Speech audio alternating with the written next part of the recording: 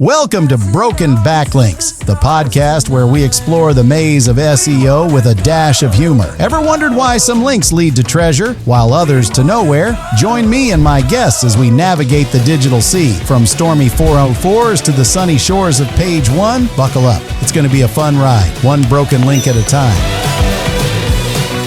Ladies and gentlemen, my fellow SEO peeps, welcome to another episode of the Broken Backlinks Podcast, brought to you by the one and only YPress, your one-stop shop, your marketplace when it comes to guest posts, link insertions, digital PR, power posts, you name it.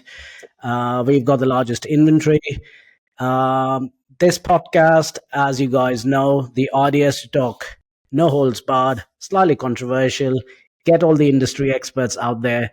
Let's talk about backlinks. Let's talk about business. Let's talk about sales. Let's talk about scaling and setting a culture within your agency where you see a lot of growth. And that's why I invite the industry leaders. Today, really proud to have two legendary famous faces on my podcast, Matt Singers and Alex. Gentlemen, welcome to the podcast. Thanks for having us. Thanks. We're excited to be here. We're excited to make a mess. Love the haircut, by the way, Matt. I know. My communication skills in Spanish are apparently not as good as I thought. So I saw a few pictures though. You were digging in properly into a big plate of paella. I've been everywhere and done it all. So yeah. Brilliant. All right, gents. Let's kick things off and let's get right into it straight away. First question for you, Alex.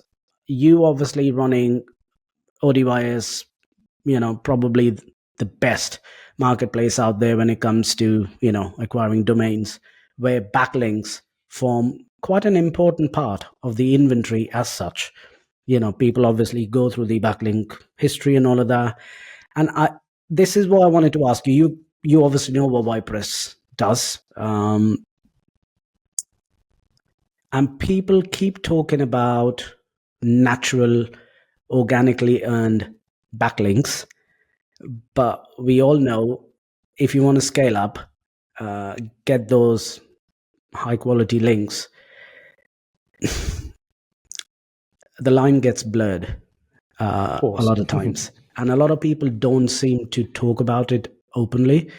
And I want to get your take on it as much as you can talk about it explicitly and openly on a forum like this.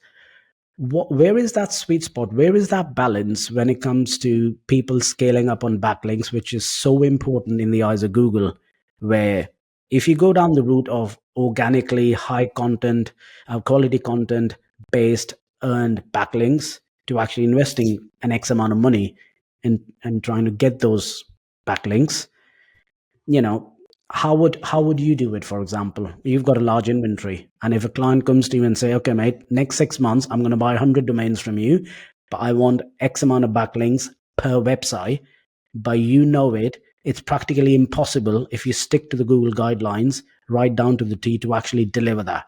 Clearly affects your revenue and your profitability. How do you manage that? Yeah, of course. I mean, first thing that I'd ask is, what are your objectives? Like, what are you trying to achieve? Because most of the time they might not need 100 domains. And even though we'd love to sell 100 domains, there is something that I heard the other day. A sale doesn't end with closing. A sale just starts with closing, because you really want to keep that client for the rest of your life and just deliver an outstanding service. So if I just push those 100 domains, and based on my data, I can see that 90% of those that buy a lot of domains and have no clear objective, have no strategy, they will fail. I will check their domains and websites in 6 months and they will stay parked just like they bought them from us. We'll make some money, but there where it ends. And next time when they think about domains, they will somehow associate this acquisition with a failed project. So I will ask them what the objectives are. What are you trying to achieve? They might not need 100 domains. They might need just 10 domains, or they might need just a slightly different approach where they buy a handful. So I'd start with that. But to give you a better sort of like perspective, and because everyone has his own or her own views on link building and on SEO and on growth. One of the prospects that we have right now in the pipeline, I'd call, because they're still thinking, is a very big rehab lead generation company from US. So they're an actual SEO agency doing SEO for a very big rehab. I think I don't know the like how much money they're making, but it's a huge corporation, and they're buying the best one words domains and building these huge websites and generating leads. So through their assessment, they came to the conclusion they need at least 2,500 unique referring domains as a minimum threshold to start further building the website and authority. So if you were to buy, and they actually are after high quality, authority links, if you were to buy those links directly, you would have to spend a fortune. Now, obviously, they have budgets for links, but they thought about this way. Why should we ask for $1 million from our client for links where we can do it for like 50, 60, 100 grand through existing aftermarket age domain in the same industry, and then in time start building on that foundation? So we were able to, there aren't as many quality detox or addiction or rehab related domains in the aftermarket, but we've managed to secure around, I think, 20 or so, which will help them get somewhere close to 2,000 unique referring domains. And for those, I think 20 or so, they have to pay somewhere, I think around 50, 60, maybe 70 grand. We still haven't done the math properly, but that's less than $1 million if you were to secure all these backlinks yourself, right? So that's a good foundation. However, I told them you shouldn't stop there, because that will be almost impossible for you to scale further on. You still need to build that momentum and links, and you should look at buying domains and buying media. So you should continue buying relevant domains as we get them, but at the same time, you should consider, scaling your overall strategy by considering other backlink sources. So the analogy that came to my mind when I was kind of doing my homework for the podcast is that if you think of links as votes, and you consider whatever project you have or yourself as a politician, you wouldn't just write great speeches thinking that you will harness all the pips votes out there. You have to go beyond. You have to make deals. If you're a congressman or congresswoman and rely on your whatever project or a speech or just persuasion skills and think other congress women or men will vote for you, it's not going to work this way. You have to strike deals behind the curtain. You have to meet people for coffee. You have to push that narrative. You have to, prove them that your idea will move the needle, is the right thing for whatever you're trying to achieve. So same with links. You can start with age domains. You can scale. You can digital PR. You can use 301 redirects in some cases by just buying your competition, so to speak. And at the end of the day, you're going to do everything required. So I wouldn't, that's why we kind of made more than black hats last time in SEO Estonia, because it's not just black or white or gray or green or blue. It's whatever works. And just as in life, like think about politics, like it really depends on your morals at some point. But I think that as long as you have a good system, a model for morals, you can do plenty of stuff without going like really dodgy, really dodgy, and just making yourself and other website owners and your clients and audience feel bad. Like there are many things that you can use if you have an open mind, which are ethically fine, I'd say. Brilliant. That's a great answer, mate. Thank you. Ladies and gents, we've got our third guest, Glen. Believe it or not, the gentleman's just come off a flight, and the first thing that he's done after he's checked it into his apartment is actually jumped on the podcast. Glen, welcome to the podcast, mate.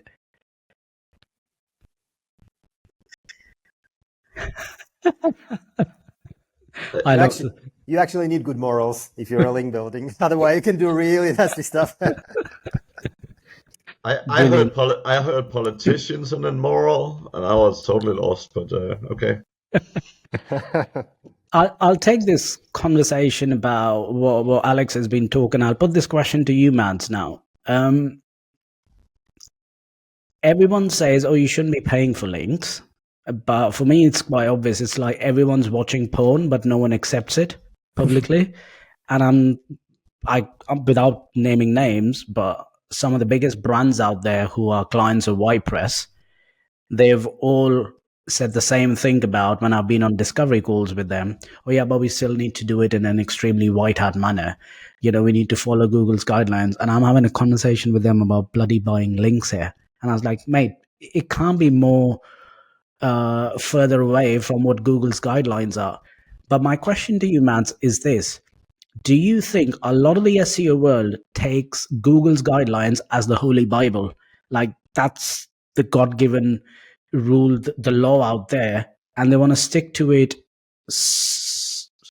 like as much as possible in order to not somehow have Google algorithms come and chase them, yet they want the revenue, yet they want the lead generation.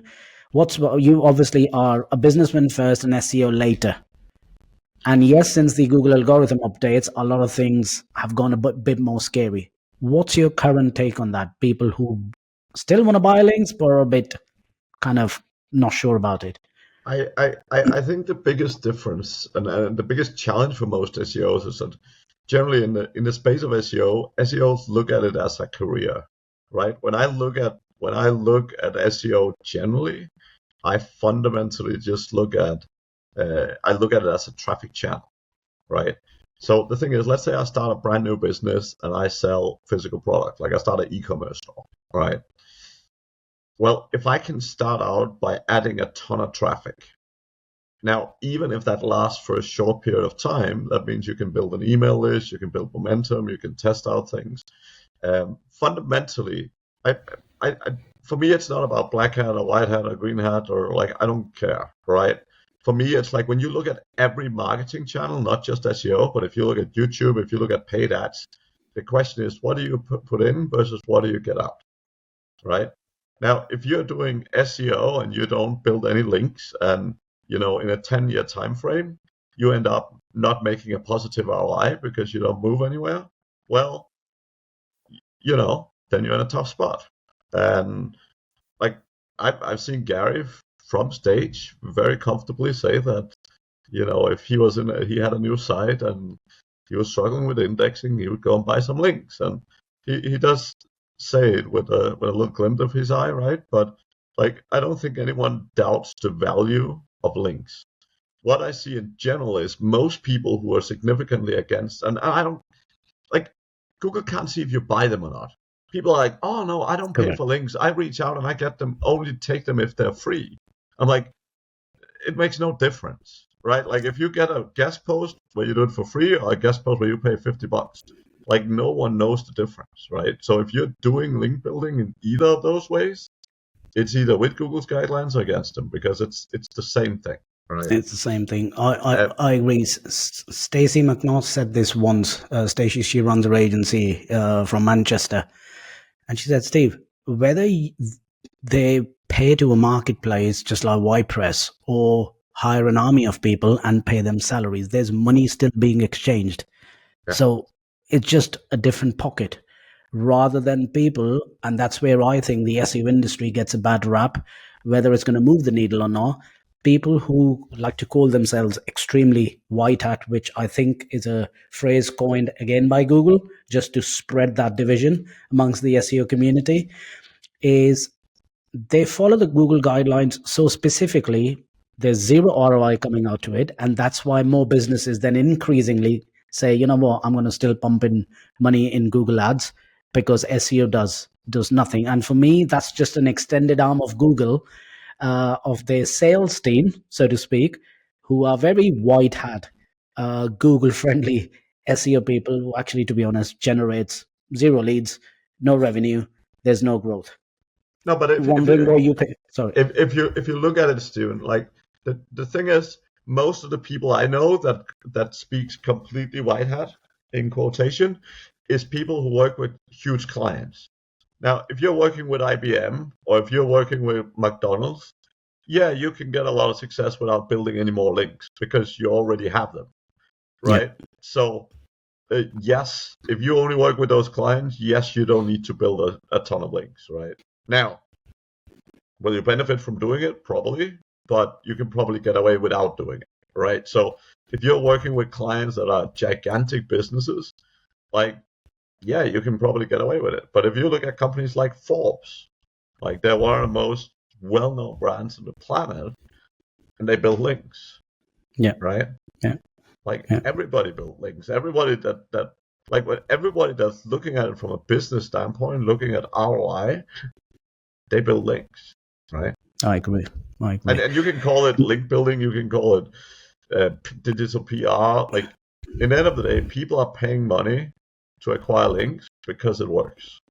It works. Correct. That's And there's no other way of getting around it. If you want quality links but done at a certain speed, then yes, you do need to invest money, because as you rightfully said, Mads, even if it brings in short-term ROIs which still benefits the business for a longer period of time, I think it's still worth the risk for people to take. It just comes down to, okay, how much is a calculated risk and how much is literally playing with fire. But Stephen, a lot of the time, I don't even see it as a risk in that way, because I see just as many people getting hit by updates because they haven't got the links. Like honestly, the way I look at it, the easiest way to get your ass kicked in the game of SEO is having very few links. Like that's literally the easiest way to get your ass kicked. So I would say, like, it's not even do I buy links? That's a risk. Do I not buy links? That's not a risk. But it's fundamentally a question of, do you run the risk of not buying links? Correct. And Correct. I mean, honestly, yeah. Go ahead, Glenn. Well, and you have to use those quotes for white hat. We worked with one of the largest insurance companies in the country with a lot of their agents a few years ago, and they needed to do white hat, and say they would be on directories and stuff like that, like citations. So I just happened to build out 20 to 40 of my own directories, and they were the only ones that got those links. So in each city, they were the number one there because they were on that directory, and their competitors couldn't be. That's white hat, isn't it? There you go. Exactly. It's two sides to the same coin. Depends what side you want to look at, and then come up with your own conclusions, which of course has to be then married in with what the clients want. Brilliant. I'll bring you into this conversation now, Glenn. And of course, we've been talking about the importance of links, paying, not paying, all of that. You obviously come in from a commercial background. You've done lots of great things in sales. I've had fantastic conversations with you in Saigon as well. If I had to come up to you asking for advice and say, let's assume I'm not working for WordPress for a second, right? But I just come up to you and say, Glenn, listen, since the Google updates, convincing people to still invest in guest posts, niche edits, practically links is getting more and more difficult. What strategy would you recommend to those listeners? I'm sure there'll be plenty when I release this episode where they'd like to get a bit more insight, right? Because the previous sales strategies, phraseologies, keywords on discovery calls, which used to work, have stopped working. You, as one of the sales experts out there, Glenn, what would you recommend? I never was big into the niche edits and those blog post stuff like this. I mean, when you looked at the niche edits, I mean, from what my experience was, most of those were hack sites that people were just spamming some links or stealing the links out of it. I never liked trying to game Google, I guess. I'd rather just go out and find ways to get links off legitimate sites, whether it be from WordPress, from someone else, building networks, however you're going to do it. I think that's the best way to hide in plain sight, is to have legitimate sites that have niche relevance, authority, trust, whatever you're trying to gain for that client, and just don't be a dumbass. Correct. Because a lot of people Keep have it simple. Yeah. A lot of people talk to us as well. We're doing discovery calls almost every day, and they look at their top 3 competitors and they want to get to them as quickly as possible. Yet they want to stick to Google's guidelines quite closely, and link velocity is something which comes up quite often, and there are no clear answers to it. And Alex, I don't know if that's something your clients talk to you about sometimes, because I'll be honest, yes, I'm not an SEO. I've only been in the industry 2.5 years, but clearly I know the right people, and I've had several conversations. And every time I'm speaking about link velocity to an SEO expert out there, I get a different answer. I'd love to hear your opinion, mate. Yeah, so first of all, we're going to do a limited edition hat. We are going to call it I Don't Care Hat, and that's going to be for Mads. That's the next one, because at some point that's very, very accurate.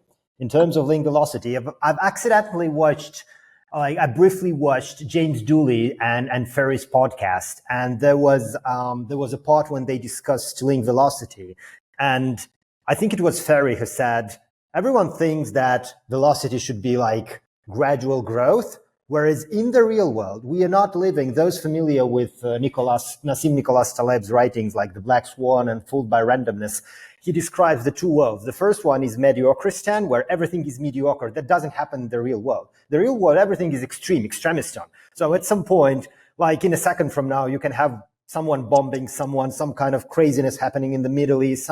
And this is what actually happened in the real world. If a news breaks, there's a breaking news, it's going to attract a shitload of links. And that's not gradual link velocity. That's like a spike in link velocity, right? So sometimes people say, isn't it too much if I take 1,000 referring domain and I 301 redirect it to my site? And I say, no, but how about you run 3 days of 100, 200 AdWords to your site before that? And actually do like a marketing move, because this is what most people lack, I think, in SEO. First of all, they lack common sense business. And I think Mads will agree with me. And the second one, they lack a little bit of marketing knowledge. Like, they're bad marketers. And I think Glen will agree with me here. People are generally speaking bad marketers. That's why they suck at SEO. I'm not a good SEO. I suck at SEO, but I think, how can I make this work? So before I 301 redirect a domain which has 1,000 referring domains, I'm going to run AdWords like for 3 days, $100 a day, and get a couple hundred clicks there to a page which I try to push as spreading virally, and then I 301 redirect to it, because Google has to understand that there is something going on there, like a breaking news. And then if I inherit those 1,000 referring domains, and which someone may call aggressive, I don't see that aggressive. I see that as a real world scenario. Well, it happens. Like, I mean, Elon Musk sits on his toilet and tweets, I sit on my toilet, and he gets 10 million views to that tweet. And everyone in the world, like, writing and linking to that tweet. Is that gradual link velocity? It's not. So sometimes you can grow organically just to please your client. But in some other cases, I'd start a discovery sales call with like, hey, mate, I just sent you an NDA via DocuSign or whatever digital. Can you please sign that? Because I'm about to share with you some case studies, which my other clients, just like you, don't really want to, spread around. But I just want to start this conversation based on what works right now, so that we don't have any back and forth discussion, like, tackling SEO myths, so forth and so on. And then we'll do it as you please. We'll build you the links you want, but I'm just showing you what works. So this is sometimes what I do.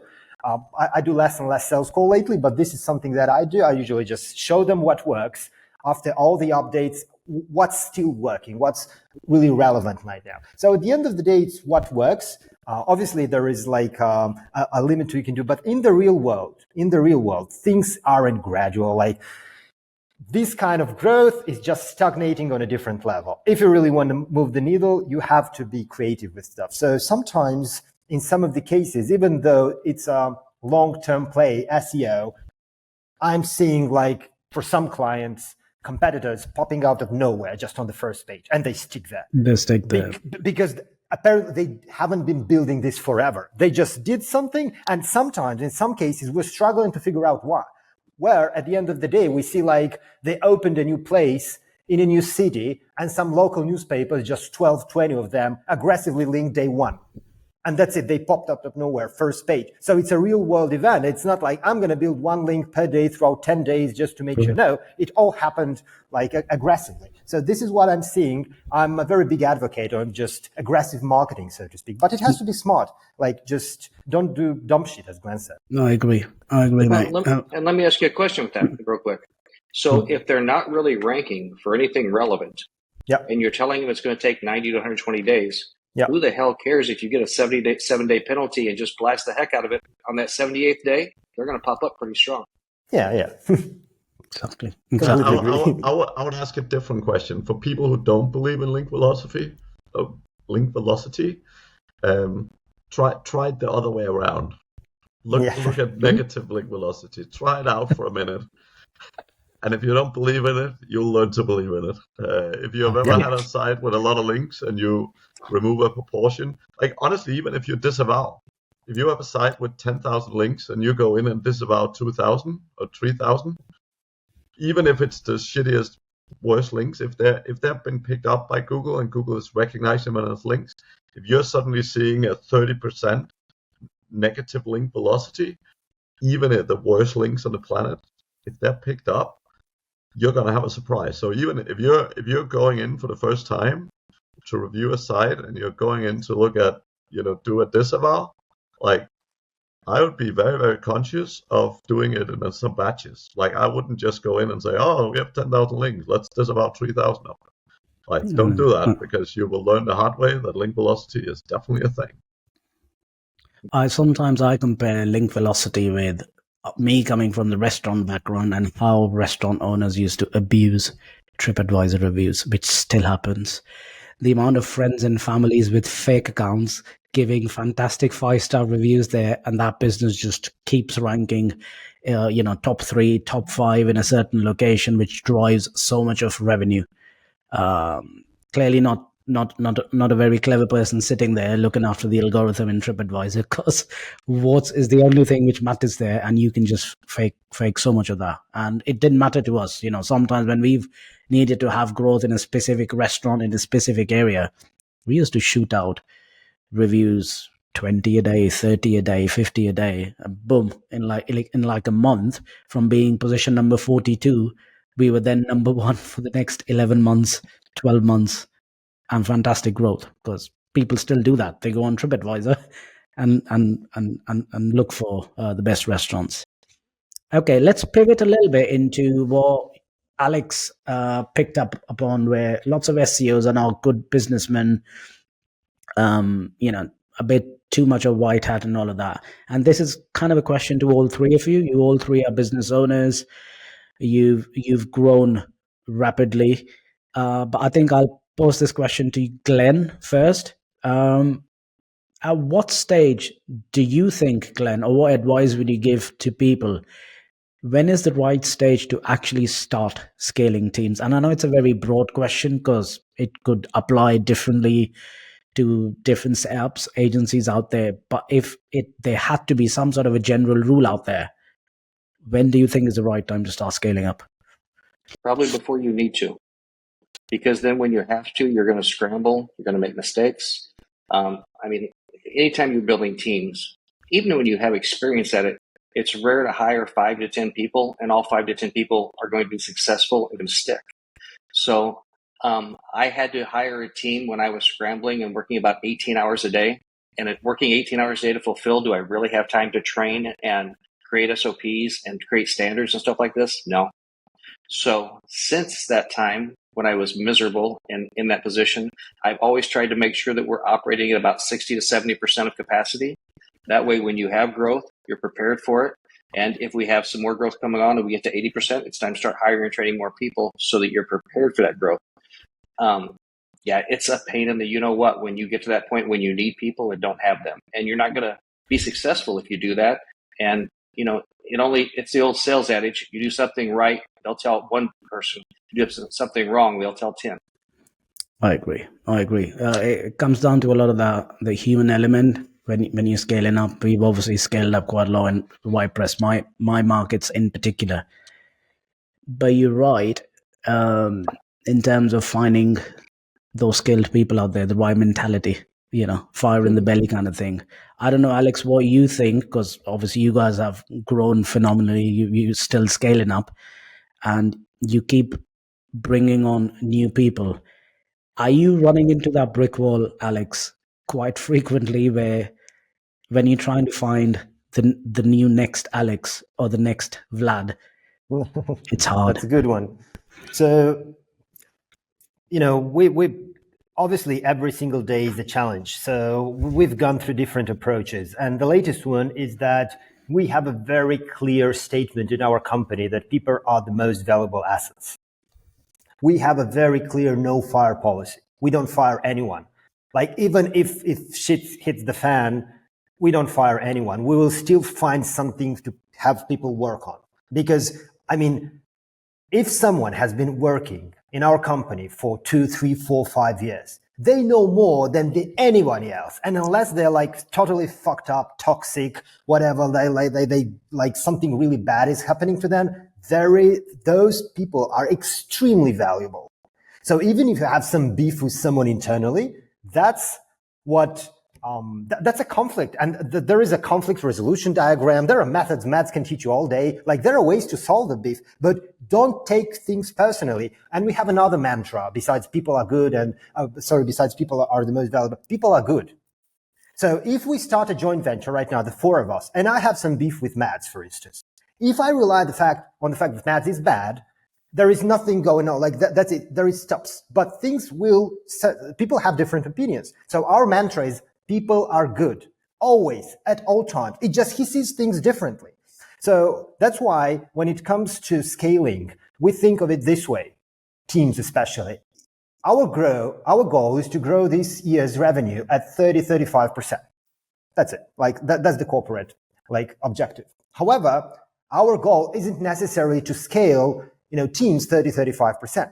What can we do internally with the same train team, with the same people that we had from back in the days up until now to achieve that goal? Because sometimes let me give you a brief example. So we have a team in India, which is the oldest team, and they've been struggling going through X amount of domains per day. And that can be, for instance, I think the last time was like 200 domains a day or 500 domains a day. And now, since we've launched the SYD, which is the Sell Your Domain initiative, meaning anyone from even you guys can submit your domains, and if they pass the due diligence, they will be listed in the marketplace. We'll aggressively promote them. We'll sell them on your behalf. So sort of like a liquidity, because GoDaddy no longer allows you to sell domains on their platform. So it comes in handy. So, and we kind of thought one option would be to start hiring people to process more domains, because obviously that's a skill that you cannot teach an algo to do. But then I got my product owner, the person in charge of technology, and my CEO and everyone, and we sat down for a full day and we brainstormed, how can we have technology help us? So we actually came up with a technology plus automation plus AI solution where 90% of that capacity got trimmed in minutes. And now the exact same team can process 1,500 domains a day easily. And there will be a threshold where they can no longer process that. And then maybe we will consider, but even then we think about this way. So, and I talked to my head of due diligence or head of acquisition, do you have someone within your team who's currently performing X task who can replace you or whom you can teach? So even though we're scaling teams, we don't necessarily want to hire, because an outsider, they need onboarding. They need time to accommodate. They need time to understand the culture. They need time to understand how things work at Odys. So I'd rather promote someone from the inside, if there is a system to do that, rather than starting hiring outside. Because right now, if you need my help internally to hire someone to help Vlad, for instance, I'd rather do not that, because it's so time consuming. I'm in a phase in my life where I don't want to train anyone anymore. So I'd rather have the systems in the company that handle that career growth, so to speak, of people. And to an extent where, just like Glenn said, sometimes you can help people sit on the bench and just wait for their turn. And if you can afford, pay them, rather than just when the need hits, just go out there and start hiring again. So that's sort of my view on things. I'll ask Mads this question based on what Alex has just said. I'm also one of those people, I firmly believe, promote from within. It's much easier. But I'm sure all four of us sitting there have gone through possibly more bad experiences rather than good experiences when we've actually done that. Even though we really came from the same cut of the cloth, saying, yeah, at the end of the day, every human being is nice, it could be a training issue, yada, yada, whatever. What you said, Alex, is you try and keep people in your organizations, not firing them. The question is this for Mads. Now, what about then unearthing and discovering new talent if you only want to look at indoors? Because if you're not unearthing new talent, how would you scale then? Because there would be times where you would need a new set of eyes to come on board in order to go 4x, 5x, 10x. Matt, that's a question for you, actually. Yeah, I think fundamentally, I agree a lot with Alex in many of the things. I would say I don't have a problem firing people if they stop performing, or And anytime you're dealing with humans, they are humans, right? I fundamentally believe no one wakes up in the morning and want to do a bad job. But someone life circumstances changes, and stuff changes, and sometimes they just aren't meant to be there long term. But fundamentally, in terms of just the growth, the way I look at it is when you hire people in senior level position from the outside, you're running a significantly higher risk. So fundamentally for me, it's that there's two aspects to look at when you're looking at business growth, right? It's not really about getting a new set of eyes, because sometimes a new set of eyes can be brilliant, but it can also be very dangerous. So it's a bit like if you take SEO as an example, if you have one SEO who's executing a strategy and you're like, okay, I've done this for 9 months, we have seen some growth, but we want more. So let's just fire this guy and hire another random agency. The thing is, you're often better with consistency. And that's the same in organizations, right? So what I always say is, I'm comfortable hiring people from the outside at the bottom of the organization. So let's say we have a marketing team where we want to hire someone for Facebook ads. I'm very happy to go and hire someone who's great at Facebook ads, because it's really bottom of the marketing team, right?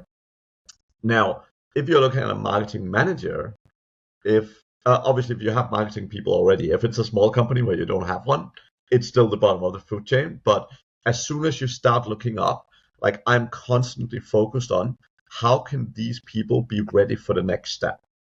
So one of the examples is, if you have a manager in your company, and this is where the issues come. The issues is that development is not happening.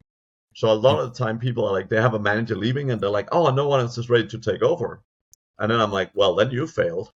Because if you have a manager leaving, you want to know at all points in time, like, people take time off.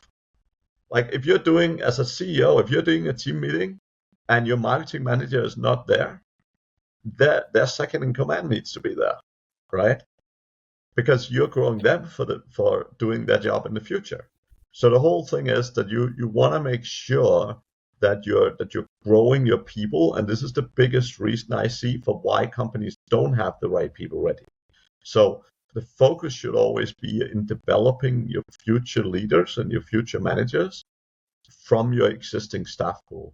Now, there's probably situations where you have a team where no one have the eager, the hungerness or whatever to become the next person, but then you hire new people, add them to the team. And like the outsourcing company I built, we went from 0 to 200 people in a couple of years. And honestly, most of the managers today is people who started at 18, 19 years old. Many of them had no education, but they had a good attitude. And we just built on them and we grew them over time. And those are the most powerful people. And realistically, from a small company, the problem is if you go out and want to buy expertise, like, that can be really, really expensive. Whereas when you grow it from within, one, you know what you're getting, right? Like, okay, if I'm promoting Stephen, I have a good expectation of what I'm getting. It doesn't mean Stephen is always going to work out as promoted. Of course. But you know what you're getting. Where I've seen companies hiring, particularly in operations, like COOs or even CEOs, they've went out, they've hired an external person who have come in, have done great things in the past, but then want to change everything. Because they're like, I'm used to using ClickUp instead of Notion, and I'm used to Skype instead of Slack. And, they come in and want to do everything their way. And sometimes for some companies, that works out brilliantly. And sometimes for some companies, it absolutely breaks their neck. After a year or 2 years, they have to let go of the person because it just does not work, or the person runs away. And suddenly they have a company that is in a total destruction. Right. And I've had at least 2 clients who have literally gone down from doing this, right? Like, they've gone under. And again, yes, if you're amazing at recruiting and so on, that's good. But fundamentally for me, the goal here, and that's where many SEOs sort of go wrong, is I spend a lot of time meeting a lot of people. And people always ask me why. Potential clients, potential staff, potential collaboration partners. Like, networking for me is the single most powerful place to find great people, right? I I agree. spend so much time around great people. And if I start a new company today, one, I have the benefit of having existing companies where I can probably pull some resources. But if I need a new marketing manager, if I need a new operations manager, if I need a new sales guy, I know people who are great, right? And I know people I can go and approach and say, hey, man, I need someone like you. It's a time, right? And that's, for me, that's the networking. Like when you go around to many SEO conferences, you'll see a lot of people who don't make a lot of money, right? Like if you see, like we were just in Estonia, and you'd see a bunch of people who make less than $5,000 a month.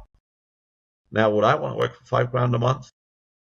Probably not, right? But you can hire someone who is pretty decent at what they're doing at a reasonable rate, give them ownership, they'll be super happy with it, and so on, right? That's the way to grow. I agree. By the way, when you said you meet great people in conferences, clearly you were not mentioning me. Clearly, I'm out of that list, obviously. No, I mean great salespeople. I meant Glen in particular, right? But you know, everywhere you go, there's also some people who are, you know, dodgy link builders. You mean? Dodgy link builders. That's the one. That's the one. Brilliant. Last question, gents.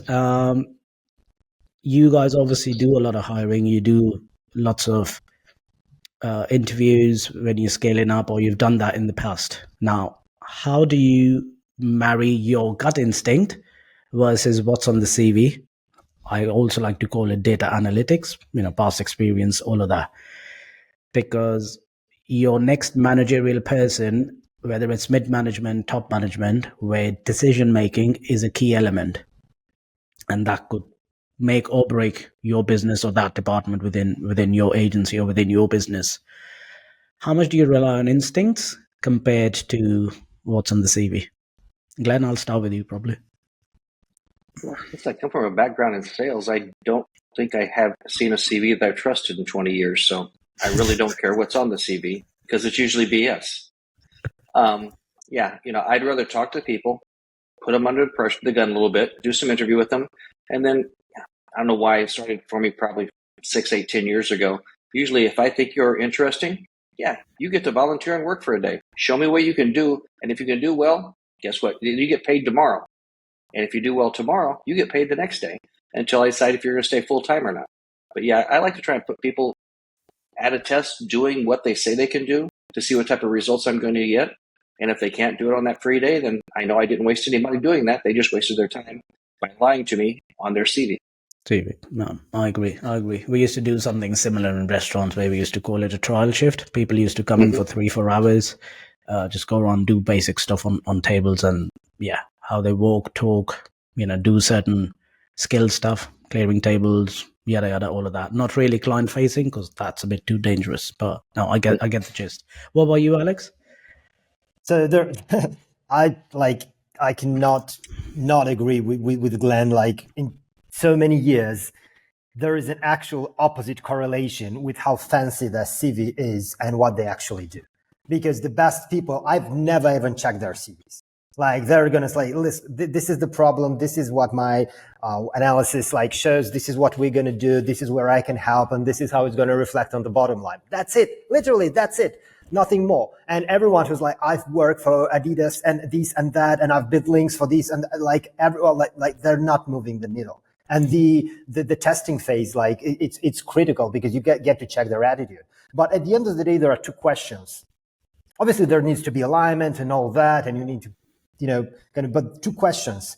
I need to know if there is anything me and the rest of the team, if they're an outsider, can learn from that. So if there is a new skill set, which doesn't necessarily change the culture, or not, they're not gonna force us, let's say operations, to move up from Slack to Skype, or any of the big stuff. So they have to integrate within the culture. They cannot just come and change the culture. But beyond that, what can we, Odys as a team, me as the CEO, what can I learn from you? I really want someone with new ideas, because, for instance, right now, I think that we struggle with marketing just because I've reached a plateau in my ideas. So I went on a hunt for a CMO, and we actually found someone, Andre, who's great with marketing, but he's not someone who jump on podcasts like Greg for Empire Flippers, for instance. He's a different type of marketer. He's like data-driven and technology-focused. I'm going to build automation to an extent where people are going to buy organically, and I don't want to jump on podcasts and speak on stage. Completely different type of person. And this is exactly what I need, because what happens in the back office is what moves the needle, right? You don't necessarily I'd love a CMO, but maybe for a different team, for a different kind of, it's not necessarily him, and I respect that. So if this is exactly what I can learn from him, because we kind of lack that on automation and data-driven decisions and all that. And the second question is, how do we track the bottom line impact? How do we track ROI? Because we operate based on a very simple formula. Every single time we spend money on an initiative, there is an ROI formula. So we sponsor a conference, and then we have a meeting with finance. And I've asked them to ask me or Vlad or whoever's in charge, what are we getting in return? Are we just paying, Mads or Steven or anyone money just because we're friends? Or are we getting something in return? And if we are not, then let's think of ways to get something in return, because that's just business. You have to invest money to make more money. So the difference between sponsoring a conference, hiring a CMO, or just hiring more staff there is no difference. Where is the ROI? If I hire someone to build more links, I need to be able to track ROI. Otherwise, I'm going down. I just got more overhead, and that's it. So what can I learn from you? And how do we track the bottom line, which means ROI? That's it. That, in my opinion, these are the two questions. And if we have good answers to both questions, that's probably a good hire. Probably. Brilliant. Mads, we obviously know your answers to this, but anything more you'd like to critical one. I just mentioned it, right? Again, when you've met people before, you're significantly more likely to get the right fit. When the first time you meet a human being is at an interview, you're not going to see who they really are, right? So again, the networking, super, super, super powerful. What I would say on top of that, people focus too much on skills and too little of attitude. If you've ever succeeded in business, you've realized that it's not about hiring someone who is great at building links. Anyone can figure out how to build links if they have the right attitude. Anyone can figure out how to, yes, if you hire a developer, they need to be able to have some development skill, because you don't want to pay them for 3 years for them to learn how to code in PHP or whatever, right? But fundamental attitude, mentality is everything, right? And I hire, most of the people I hire, I mean, they're smart people generally, but they have the right mindset, they have the right attitude. Someone like Annie, when I first hired Annie, right? Very smart, very driven, but with not necessarily a lot of background. And it's just an example of where people grow, people take ownership if they have the right attitude, right? And that's what it's all about fundamentally. And skills really are so overvalued in most cases. And that's why when people look at resumes, they get blown away by the skills. Or they're like, whoa, this guy had done this for 20 years. So as Alex says, if I'm working with a large company, if I'm helping IBM find a new manager, they're looking for a totally different profile than if Odys is, because it's two very different companies. The thing is, if you're a manager at IBM, you don't have to do anything. You're fundamentally there to manage. Whereas when you work in a smaller company, you often have to do things. And a lot of corporate managers is not used to doing things. And it's just, but it's not in a good or bad way. It's just different roles, right? When you manage a sales team in IBM, you're typically not doing sales. When you're managing a sales team in WordPress, you might be doing a little bit of sales, right? So the whole thing is that it's about figuring out the type of person for the type of role. Just because someone worked in a big fancy company is not a guarantee for success. And honestly, if you're not a big fancy company, it's probably the opposite. I agree. My recent, every sales manager I've hired who've had some experience, I said, mate, I don't care what you did in the past.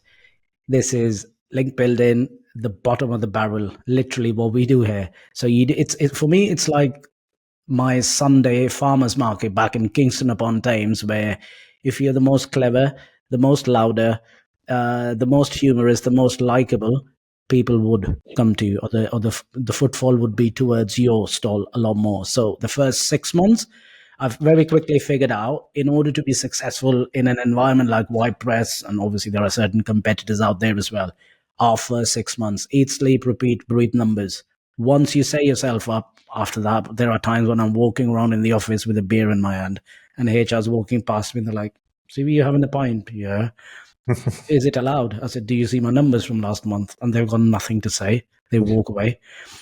Is that right? No. But end of the day, all of us are here paid a certain amount of money to deliver ROI. And I think when people figure that out and understand that at a ground level very quickly, that you're responsible for that every penny going in your pocket, which a business owner is spending on you, that's where a sense of ownership comes in. That's why I agree. The people I also hire, I look at, right, how many correct decisions they're going to make. I don't care what you've done in the past, mate. It's throw them in the deep end and see how many times will they apply the common sense factor to it in order to make the right decisions. Because let's face it, that's what it is. Once you got the data and all of that in front of you, right, how do you apply market realities, your business realities, marry all that info, and then apply a lot of common sense to make the right decision, looking at short-term gains and long-term gains. Sounds complicated, but to be honest, it's quite easy. I'm sure you gents know about this. So yeah, brilliant, excellent, gents. I know you've got a busy day ahead, so I won't keep you, especially Mads. He's enjoying the sunshine in Barcelona. Glenn probably has a bit of jet lag, so he needs to catch up on some sleep. And Alex surely needs to sell a million more domains today. So gents, absolute pleasure having you. I'm sure the audience would value a lot of your nuggets, a lot of that deep rooted insight conversations we've had today. So much appreciated. Thank you very much, gents. Cheers. Cheers. Thank you, guys. Thank you. Thank you. Have a great